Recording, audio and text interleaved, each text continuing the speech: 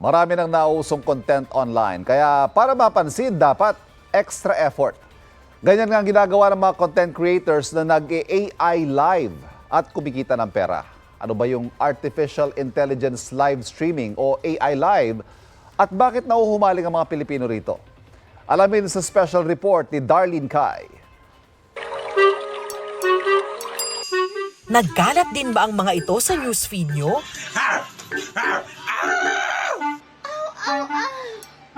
Nakasuot ng butas na face mask, costume, Sarap ng yakap mo! at may kung ano-anong props. May ganitong muestra, Thank you so much! at may ganitong mga sinasabi. Tibra, geng, geng, geng, geng, geng, geng, geng, geng, tibra. Oh, I love you. Ano bang nangyayari? Anong ginagawa nila? Thank you for the rose. Smells so good. Yan ang tinatawag na AI Live o Artificial Intelligence Live.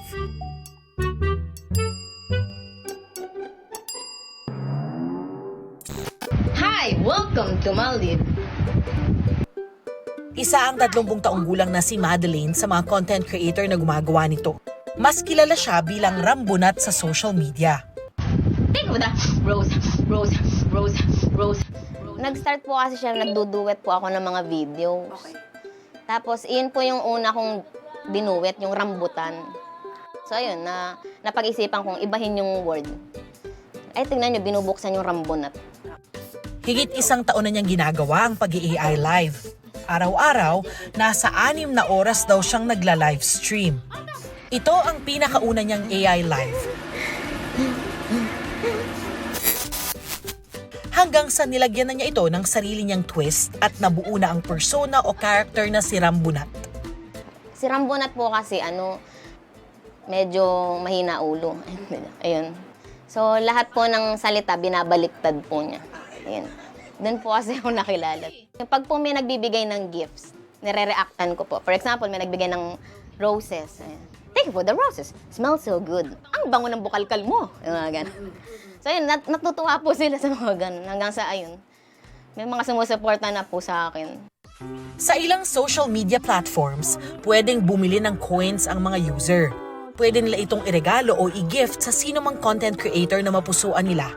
Kada gift, gaya halimbawa ng rose, kape, heart o aso, may katumbas na halaga. Diyan ngayon kikita ang content creator. Dahil dumami na ang supporters ni Rambunat, kumikita na raw siya ng 5 hanggang mahigit 9,000 piso kada araw. Malaking tulong daw ito sa kanilang pamilya lalo't siya ang breadwinner dahil may sakit na psoriasis ang kanyang asawa. Kasi po lagi nilang sinasabi na ano ba na may asawa mo? Ayaw magtrabaho. Pero di po nila alam na may sakit si Jeffrey. Isa pa sa mga gumagawa ng AI live ang 32 taong gulang na si Marlon Labanda. Ang gimmick niya naman, pagsusuot ng styrofoam, bunny ears, hanger at gloves. Full-time niya rin itong ginagawa. Nakaka-6 na oras daw siya kada araw. 2,000 hanggang 7,000 piso ang kinikita niya. Thank you so much for the gift. Sa trabaho naman po, syempre po 8 hours tayo magtatrabaho. So kulang na kulang po yung sahod dito talaga. So kaya po naisipan ko mag-AI live. Mas malaki talaga. Opo, mas malaki naman po. Likas daw kasing masayahin si Marlon kaya parang natural na lang sa kanya itong pag-entertain ng mga tao sa pamamagitan ng AI live. Pero ang kaiba kay Marlon, bukod sa kanyang sariling pamilya, itinutulong niya rin sa iba ang mga kinikita niya. Hello, good afternoon po. Ano pong pangalan nyo? Linggo-linggo, nag-iikot daw siya sa mga lansangan para humanap ng mga taong pwede niyang tulungan sa pamamagitan ng cash o grocery items. Mas tumatak kasi sa isip ko yung mga matatanda po na mga nasa sidewalk natutulog. Kasi yung nagpalaki po kasi sa akin is yung lolo't lola ko. Kaya yun talaga po yung naisipan ko na tulungan. Mas priority ko po yung mga senior citizen. Pero hindi raw maiwasan na may kukutya o manlilibak sa mga kagaya niya. Pero baliwala raw ito para kay Marlon. Sabi ko sa kanila, kung wala tayong bashers, hindi naman tayo sisikat eh.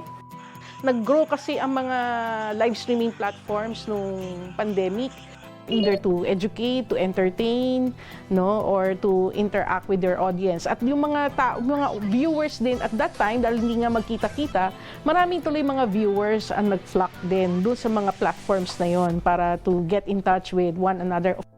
Pero bakit nga ba tinawag na AI Live itong klase ng live streaming na ito?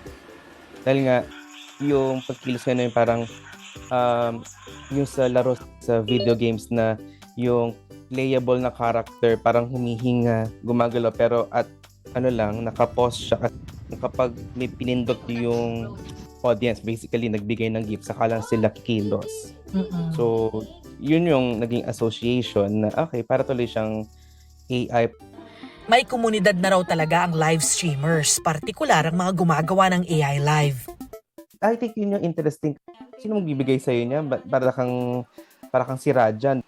Dahil parang isa sa goal ng AI Live, syempre maka-entertain din ng tao. Dahil nga creator sila di ba? Content creator. So, they make content for other people. So, syempre, yung other people, yung audience, so, makiki-engage din. O sige, kakagat kami dun sa AI Live mo, magbibigay kami ng gifts. Kasi sabi mo, pag nag-send kami ng sticker ng TikTok, kakanta ka or what, kung ano man, di ba? So, may gagawin kang kakaiba.